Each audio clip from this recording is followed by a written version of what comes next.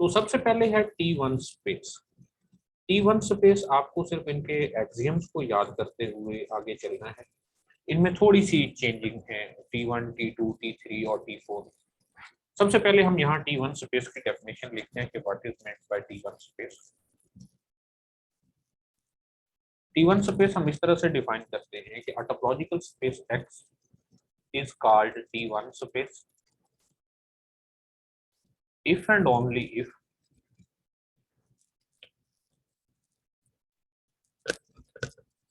for any two distinct elements, for any A or B belong to X, where A and B are two distinct elements, यानी ये दोनों same नहीं है, ये दो मुख्तलिफ एलिमेंट्स हैं।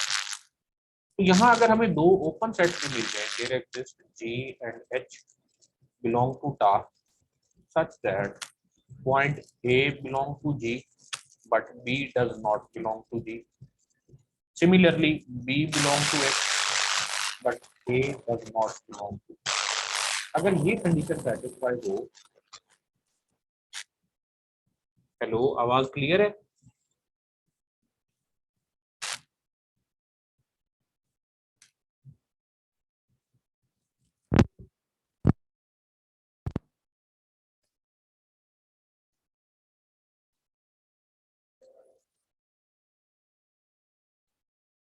जी, अब आवाज ठीक है?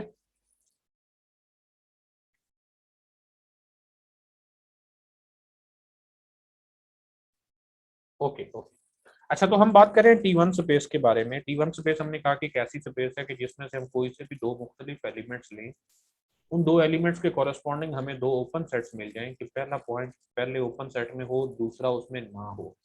इसी तरह दूसरे ओपन सेट में दूसरा पॉइंट हो, पहला ना हो, तो उस सूरत में हम उस स्पेस को T1 स्पेस कहते हैं। यहाँ अगर हम इसके लिए छोटी सी डायग्राम बनाएं तो यहाँ से बेहतर तौर पर समझा जा सकता है। फॉर एग्जाम्पल, ये हमने मीट्रिक टोपोलॉजिकल स्पेस एक्स बना दी। इसके अंदर हम कोई से भी दो पॉइंट्स लें, एक पॉइंट ए हो और एक पॉइंट को हम बी कहें, और हमें यहाँ ऐसे दो ओपन सेट्स मिल जाएं कि पॉइंट ए एक ओपन सेट में हो जिसे हम जी कहें, और पॉइंट बी किसी दूसरे ओपन सेट में हो। फॉर एग्जांपल, ये एक ओपन सेट है जिसको हम एच कह देते हैं। तो आप देख सकते हैं कि पॉइंट ए जी में है लेकिन बी जी में नहीं है। इसी तरह पॉइंट बी एच में है लेकिन ए एच में नहीं है। याद रहे, यहाँ पर ये जो जी और एच है, इन दोनों का डिसजॉइंट होना जरूरी नहीं है। G and H are not necessarily disjoint.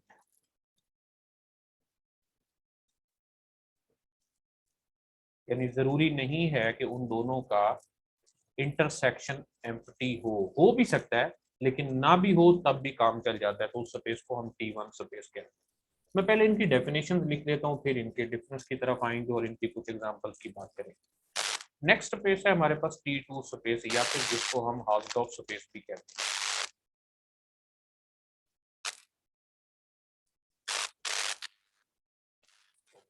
हाउसडॉफ space में क्या हम कहते हैं कि topological space X is T2 space if for any two points A व B belong to X, there exist two disjoint open sets G and H belong to TA such that the point A belong to G and B belong to H, where A, H and G are mutually disjoint. अब यहाँ पर इन दोनों का disjoint होना भी जरूरी है। एक पॉइंट अगर ए जी में है तो अल्टीमेटली बी तो जी में नहीं होगा, क्योंकि उन दोनों का इंटरसेक्शन एम्प्टी है। इसी तरह अगर बी एच में है तो पॉइंट ए एच में नहीं होगा। अगर हम इसको यहाँ डायग्राम से बनाएं तो कुछ यूं कह सकते हैं कि ये हमारे पास एक टोपोलॉजिकल स्पेस एक्स है। एक्स के अंदर अगर हम दो पॉइंट्स लें, ये पॉइंट ए हो और यहाँ पर अगर पॉइंट बी हो, तो हमें दो ओपन सेट्स ऐसे मिलने चाहिए कि पॉइंट ए एक ओपन सेट में हो जिसे हम जी कह सकते हैं, और पॉइंट बी किसी दूसरे ओपन सेट में हो जिसको हम एच कह सकते हैं, और इन दोनों का डिसजॉइंट होना भी जरूरी है, एच और जी का। तो उस सूरत में हम स्पेस को कहेंगे T2 space. Okay, T2 space के बाद अब हम डिफाइन करेंगे regular space.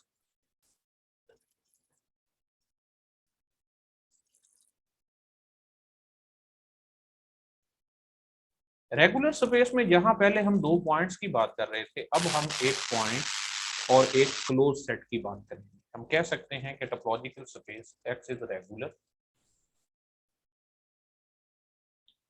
if and only if for any point P, या उस पॉइंट को हम P कह देते हैं, okay, for any point P belong to X and any closed set F and any closed set F in X, okay, there must exist two open sets, there must exist two disjoint open sets.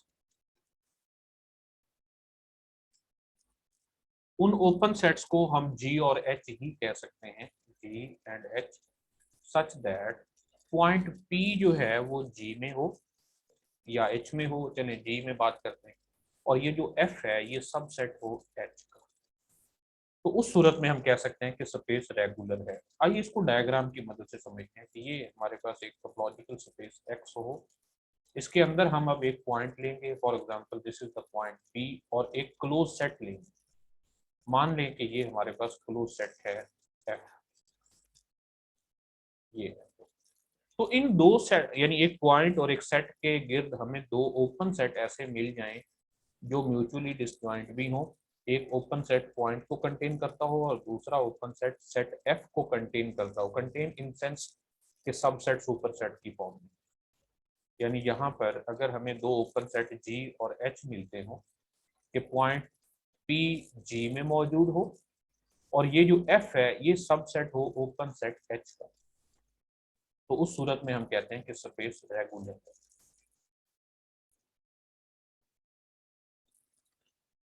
Examples में last में मैं देता हूँ, मैं अभी सिर्फ इनकी definitions के बारे में क्लियर करना चाह रहा हूँ कि what is the difference between T1 T2 regular, इसके बाद नॉर्मल और फिर T3 T4। ओके, इसके साथ ही अब हम डिफाइन करते हैं कि व्हाट इज T3 स्पेस। एक ऐसी स्पेस जो T1 भी हो और रेगुलर भी हो, यानी रेगुलर प्लस T1, तो उस स्पेस को हम नाम देते हैं T3 स्पेस का।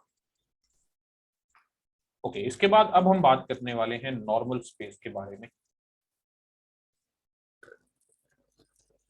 नॉर्मल में क्या है कि हमारे पास दो क्लोज सेट हम ले लेते हैं। X is called normal if for any two disjoint closed sets, disjoint closed sets F1 and F2, there must exist two disjoint open sets, there exist two disjoint open sets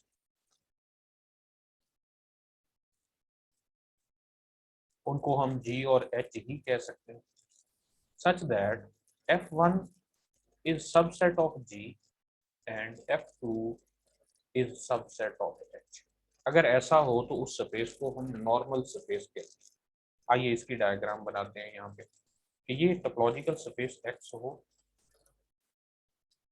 इस X के अंदर हम दो close set हमने ले रखे हैं, एक ये है इसको हम F1 कह रहे हैं और एक ये है F2। हमने कहा है कि ये दोनों म्यूचुअली डिसजॉइंट होने चाहिए, यानी इनमें कुछ भी कॉमन नहीं है।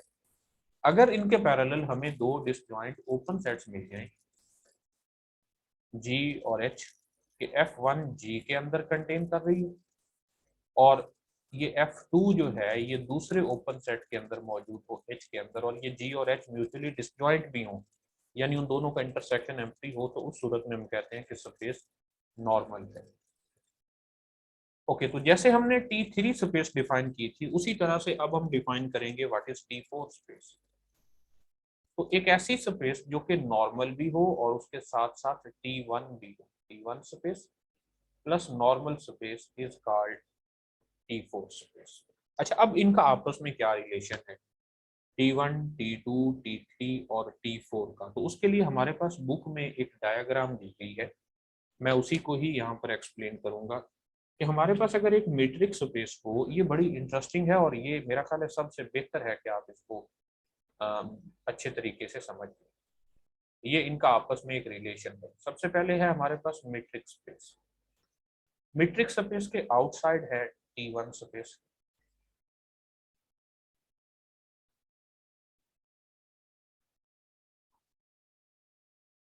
ओके, T1 स्पेस के आउटसाइड हमारे पास है, सॉरी T1 नहीं T4 है, T4 के आउटसाइड है हमारे पास T3 स्पेस।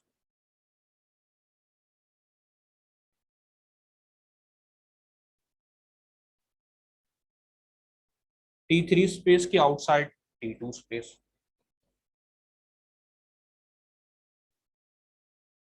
और T2 स्पेस के आउटसाइड हमारे पास है जी T1 स्पेस।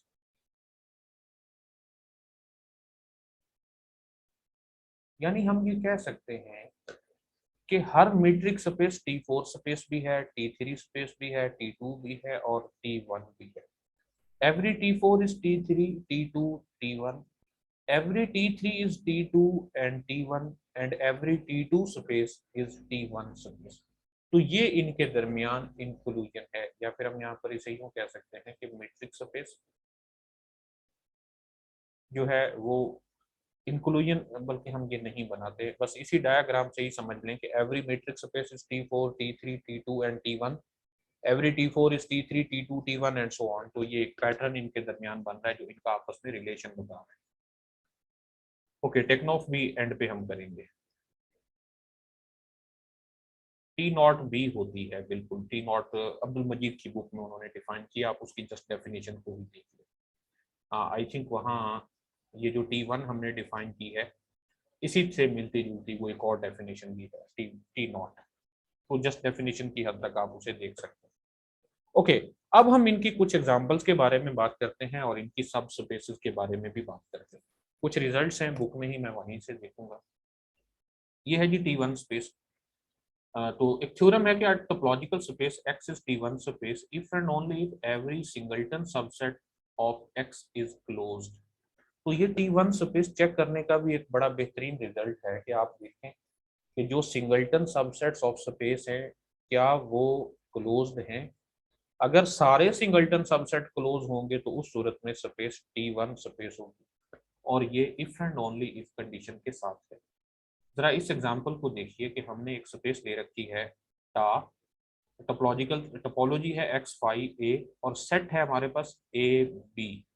यहाँ से अगर हम सारे क्लोज सेट मालूम करें तो X का कंप्लीमेंट जो कि फाई है, फाई का कंप्लीमेंट X है, और A सिंगलटन जो A है इसका कंप्लीमेंट B है। यानी हम यहाँ से अगर क्लोज सेट्स की बात करें तो फाई, X और सिंगलटन B, ये तीन क्लोज सेट है। अब इस सेट X के जो सिंगलटन सबसेट हैं उनमें सिंगलटन सबसेट में एक A है और एक B है। तो हमने देखा कि ये जो A है ये क्लोज नहीं है, इस वजह से हम ये कह सकते हैं कि ये स्पेस T1 स्पेस नहीं है। ये यहाँ पर बताया गया कि X star is not a T1 space. तो अगर स्पेस यानी जस्ट यही चेक कर लिया जाए कि क्या उसका हर सिंगलटन सबसेट क्लोज्ड है, तो ये गारंटी होगी कि स्पेस T1 है। अच्छा, अब जो मैट्रिक स्पेसेस होती हैं, मैट्रिक स्पेसेस में हर फाइनाइट सबसेट क्लोज्ड होता है। इसका मतलब ये है कि सिंगलटन सबसेट भी क्लोज होते हैं। तो इस वजह से हम ये कह सकते हैं कि every matric space is a T1 space. Okay, next है कोफाइनाइट टोपोलॉजी ऑन X। कोफाइनाइट टोपोलॉजी का मतलब यह है कि एक ऐसी टोपोलॉजी जिसके ओपन सेट वो होते हैं जिनके कंप्लीमेंट्स फाइनाइट होते हैं, या फिर हम यूं कहें कि ऐसी स्पेस जिसके क्लोज्ड सेट्स फाइनाइट सेट्स होते हैं। तो अल्टीमेटली सिंगलटन सेट्स भी क्लोज्ड होंगे। तो इसलिए हम ये कह सकते हैं कि cofinite topological spaces are T1 topological spaces. Okay, next है हाउस्डॉर्फ स्पेस। हाउस्डॉर्फ स्पेस जैसा कि हम डेफिनेशन में देख चुके हैं कि कोई से दो पॉइंट लिए जाए A और B, तो उनके पैरेलल हमें दो डिसजॉइंट ओपन सेट्स मिलने चाहिए कि A पहले सेट में हो, B दूसरे ओपन सेट में हो और उन दोनों का इंटरसेक्शन एम्प्टी हो। तो उस सूरत में वो स्पेस हाउस्डॉर्फ स्पेस होती है। अब नेक्स्ट ये है कि every metric space X is Hausdorff. वैसे हम इस डायग्राम में भी देख चुके हैं, ये जो लास्ट टाइम हमने बनाई है कि every metric space is T1 also T2, also T3 and also T4। लेकिन यहाँ अगर देखा जाए कि क्या वाकई ये है, तो मैं यहाँ पर एक मैट्रिक्स स्पेस बनाता हूँ। फॉर एग्जाम्पल ये रही हमारे पास matrix space X with D matrix. देखना ही है कि क्या वाकई ये T2 स्पेस है, तो उसके लिए हम क्या करेंगे, हम कोई से दो पॉइंट लेंगे। For example this is the point A and this is the point B। अब चूंकि A और B दो पॉइंट्स हैं, तो इनके दरमियान हम डिस्टेंस भी डिफाइन कर सकते हैं। तो आप देखें कि यहाँ हम उन डिस्टेंसेस के हाफ से भी कम रेडियस की दो ओपन बॉल्स बना सकते हैं। एक ओपन बॉल में सिर्फ पॉइंट ए है, दूसरे में सिर्फ पॉइंट बी है, और उन दोनों ओपन बॉल्स में कोई भी पॉइंट कॉमन नहीं है। तो इस वजह से हम ये कह सकते हैं कि मैट्रिक्स स्पेस के जब भी कोई दो डिफरेंट एलिमेंट्स लेंगे, तो उनके कॉरेस्पॉन्डिंग हमें दो म्यूचुअली डिसजॉइंट ओपन सेट्स भी मिलेंगे जो T2 स्पेस के एक्सियम को सेटिस्फाई करेंगे। तो हम ये कह सकते हैं कि matrix space is also a T2 space. आप इसका प्रॉपर प्रूफ भी देख सकते हैं। कायद-ए-आज़म यूनिवर्सिटी में एमफिल के एडमिशन में जब मेरा एडमिशन हुआ था, तो तब ये एक क्वेश्चन के तौर पर पूछा गया था, इसे प्रूफ करना था। ओके, नेक्स्ट हमारे पास एक और थ्योरम है कि every matrix space is a Hausdorff space. ये तो हम अभी प्रूफ कर चुके हैं। ओके, नेक्स्ट है कि लेट टा बी द कोफाइनाइट टोपोलॉजी। अगर हमारे पास कोफाइनाइट टोपोलॉजी हो, तो क्या वो T2 स्पेस होगी? बल्कि बात की गई है कि tau be the cofinite topology on the real line R. Set R पर बात की जा रही है, और साथ में ये भी कहा जा रहा है कि दिस इज नॉट हाउसडॉफ। क्यों नहीं है? देखिए, उसके लिए ये है कि अगर हम कोई से भी दो डिस्टिंक्ट पॉइंट्स लें, तो उसके पैरेलल हमें दो डिसजॉइंट ओपन सेट्स नहीं मिलते। कैसे? हम मान लें कि G और H दो नॉन एम्प्टी ओपन सेट्स हैं। ओके, मैं इसको थोड़ा सा यहाँ एक्सप्लेन कर देता हूँ कि टा जो है वो कोफाइनाइट टोपोलॉजी है। लेट टा बी कोफाइनाइट टोपोलॉजी।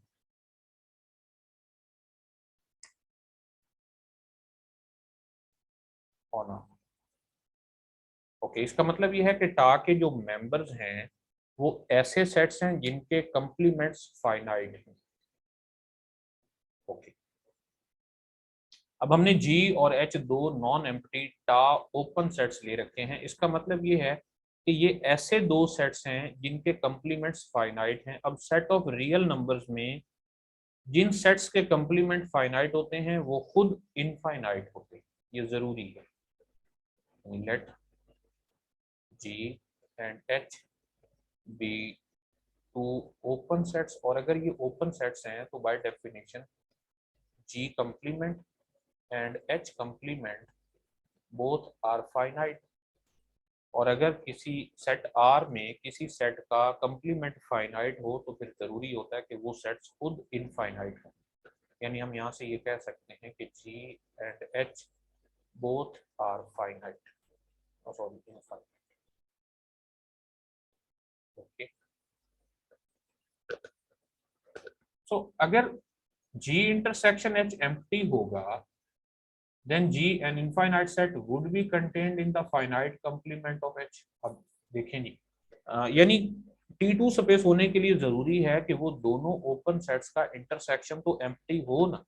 ओके, अगर हम ये मान लें कि G इंटरसेक्शन H जो है वो एम्प्टी है। अब G इंटरसेक्शन H एम्प्टी होने का मतलब ये है कि यहाँ अगर हम रफ सी एक डायग्राम बनाएं कि for example this is the space, यहाँ पर हमारे पास एक सेट है G और यहाँ पर एक सेट हो H।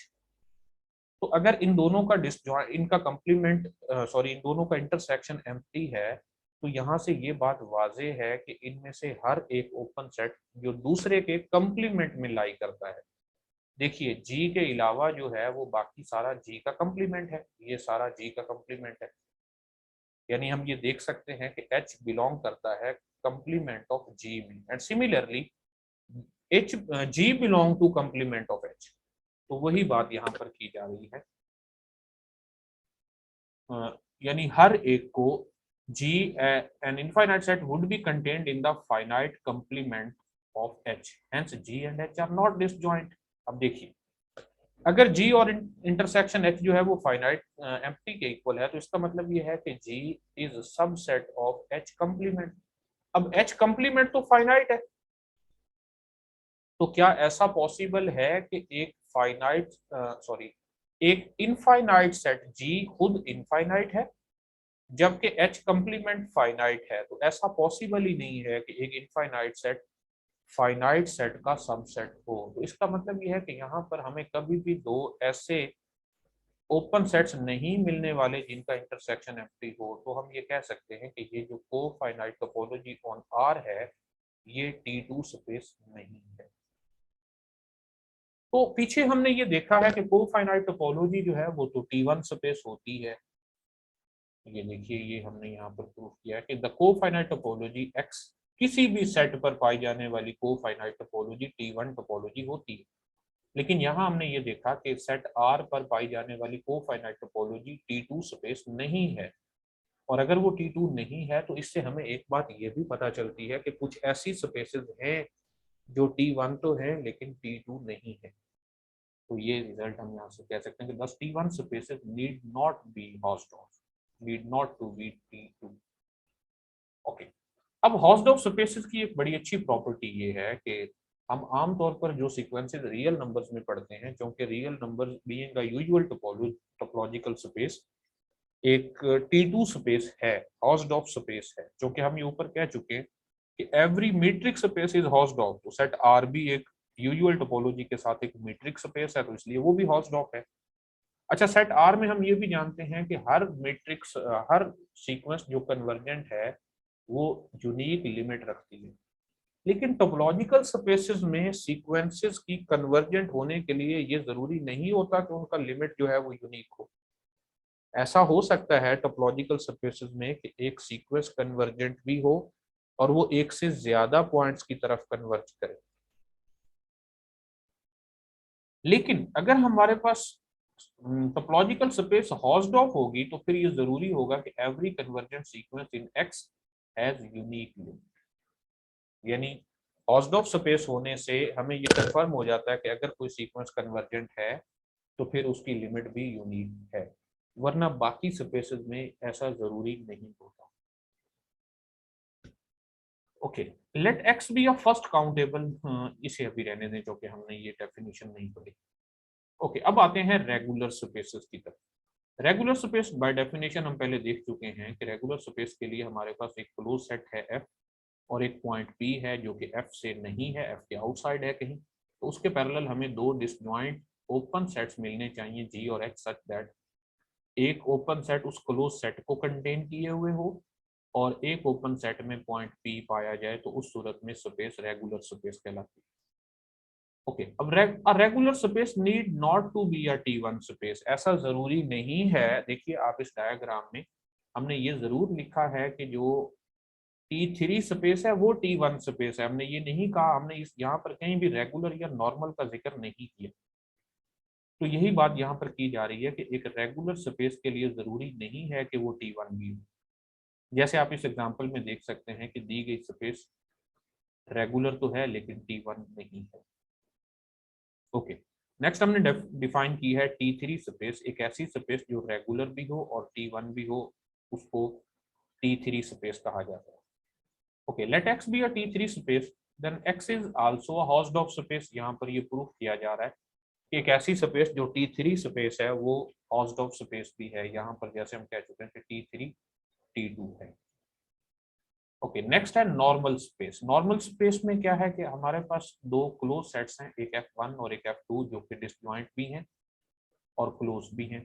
उनके पैरेलल हमें अगर दो डिसजॉइंट ओपन सेट्स मिल जाएं G और H सच दैट एक क्लोज सेट एक ओपन सेट में हो और दूसरा क्लोज सेट दूसरे ओपन सेट में हो, तो उस वक्त उस स्पेस को हम नॉर्मल स्पेस का नाम देते हैं। और एक ऐसी स्पेस जो नॉर्मल भी हो और T1 भी हो, उस स्पेस को T4 स्पेस कहा जाता है। अच्छा, ये एक थ्योरम है। थ्योरम क्या है कि topological space X is normal, यानी नॉर्मल के लिए क्राइटेरिया ये हम डिसाइड कर सकते हैं कि if and only for every close set F and open set H containing F there exists an open set G such that F is subset of G, G is subset of Collier of G and Collier of G is subset of H। तो just आप इसकी statement की हद तक इसको देख लीजिए। अच्छा, नेक्स्ट हम जो कि ये कह चुके हैं कि every metric space is T4, T3, T2, T1। तो यहाँ ये प्रूफ किया गया है कि every metric space is normal. आप देख सकते हैं कि ये नॉर्मल है, यानी कि ये रेगुलर भी है। T1 हम पहले ही चेक कर चुके हैं, so that's why metric space normal भी है। इस तरह ये एक डिस्क्रीट सी एग्जांपल है, इसको भी आप चेक कीजिए। ओके, अब इसमें ये प्रूफ किया जा रहा है कि let X be a T4 space, then X is also a T1 space, that is T3 space.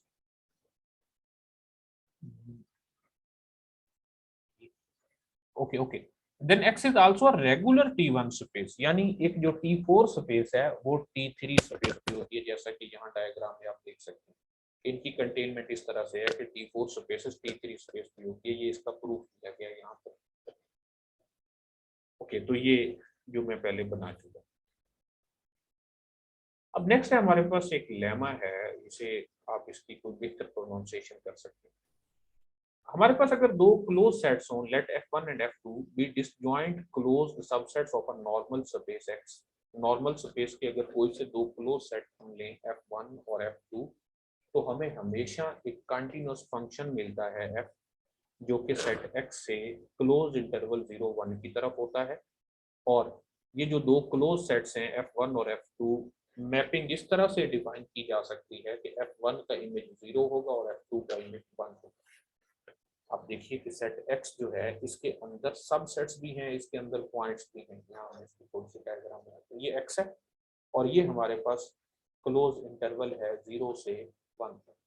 हमने ये कहा कि अगर ये स्पेस नॉर्मल है तो उस सूरत में हमें हमेशा एक ऐसी मैपिंग मिलेगी कि X में पाए जाने वाले एक क्लोज सेट F1 और दूसरे क्लोज सेट F2 के इमेजेस इस तरह से होंगे कि F1 के अंदर जितने भी पॉइंट्स पाए जाते हैं इन तमाम का इमेज 0 होगा, और F2 के अंदर जितने भी पॉइंट्स पाए जाते हैं इन तमाम का इमेज 1 होगा।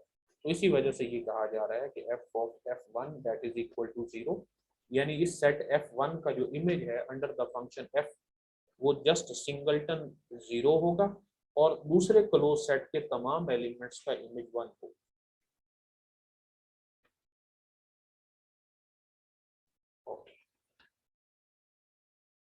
नेक्स्ट हम फंक्शंस की बात कर रहे हैं कि let A be a collection of functions from a set X into a set Y। हमारे पास दो सेट्स हैं, ये एक सेट है X और दूसरा सेट है Y।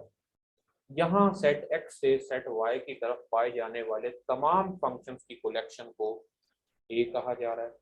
Okay, the class A of functions is set to separate points if and only for any pair of distinct points A or B belong to X, there exists a function f in A such that f of A is not equal to f of B। आइए इसको यहाँ हम separately deal करते हैं।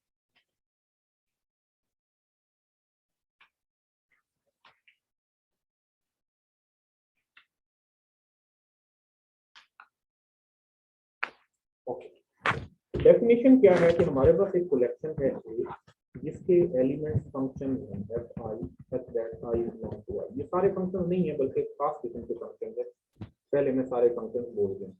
Okay, अब ये जो तमाम f I हैं ये f I फंक्शन है सेट X से सेट Y की तरफ। तो हम ये कहते हैं कि this class separate the points A and B belong to X, यानी ये सेट X है, ये सेट Y है, इसमें दो पॉइंट्स पाए जाते हैं, ये पॉइंट A है और ये पॉइंट B है। तो हम ये कहेंगे कि ये जो पूरी फैमिली ऑफ फंक्शंस है ये इस पॉइंट A और पॉइंट B को सेपरेट कर रही है। अगर हमें कम से कम कोई एक ऐसा फंक्शन मिल जाए इस कलेक्शन में कि जिसके लिए f of A और f of B बराबर ना हो, यानी देखें यहाँ A का इमेज होगा f of A और यहाँ B का इमेज होगा f of B। ऐसा भी तो हो सकता है कि f of A और f of B बराबर हो फंक्शन, तो वो फिर भी होंगे। तो हम कह सकते हैं कि ये जो कलेक्शन ऑफ फंक्शंस है ये सेपरेट द पॉइंट्स, यानी तमाम x के तमाम पॉइंट को सेपरेट करेगा जब भी हम कोई से भी दो पॉइंट a और b लें।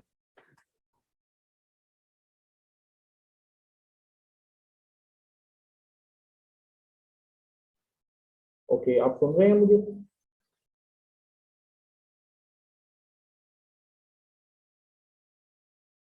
हेलो। ओके ओके, शायद प्रॉब्लम बन गया।